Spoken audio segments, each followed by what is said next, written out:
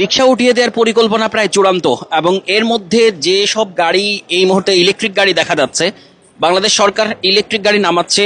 এ ধরনের একটা ইলেকট্রিক গাড়ি দেখাই, যেটা হচ্ছে 14 জন জায়গা হয়। বিভিন্ন আবাসিক এলাকায় এই ধরনের অটোরিকশা চলতে পারে। এরই মধ্যে দু একটি আবাসিক এলাকায় এই ধরনের অটোরিকশা নামানো হয়েছে। এটা হচ্ছে আমাদের আস্কিং প্রাইস হচ্ছে $24,000 এটা ডলারের প্রাইসের উপরে ভেরি করে আর কি হচ্ছে প্রাইসটা হবে। এমন একটি অটোরিকশা হচ্ছে এটা, 14 জন জায়গা হয়। দেখুন কতটা মানে নিরাপদ এবং স্বাচ্ছন্দ্যে যাত্রীরা বসে যেতে পারবে এবং বিভিন্ন আবাসিক এলাকার জন্য রিক্সার বিকল্প হতে পারে এবং কয়েকজন মানুষ যেতে পারে এবং সাশ্রয়ী হতে পারে। এটি এই ধরনের একটা ইলেকট্রিক গাড়ি আমরা দেখছি। ইলেকট্রিক যেটা ভেহিকেল, যেটা হচ্ছে চার্জে চলে। এটা চার্জে কত সময় লাগে? 3 থেকে 4 ঘন্টা লাগে। 14 প্যাসেঞ্জারের ক্যাপাসিটি।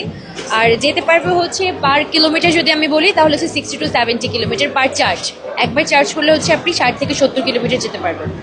বেসিক্যালি হচ্ছে এটা অফ রোডের জন্য, হোটেল মোটেল বা রিসোর্টগুলোতে হচ্ছে বেসিক্যালি হচ্ছে ইউজ হয়। আর এটা হচ্ছে টোটালটাই হচ্ছে আমাদের ইন হাউস একটা প্রোডাকশন, মানে ইন হাউসের জন্য হচ্ছে নর্মালি এটা নিয়ে থাকে আর কি সবাই। তো আজকের কারেন্সিতে বাংলাদেশি টাকা হবে 30 লাখ। 30 লাখ টাকা দাম হবে এটা।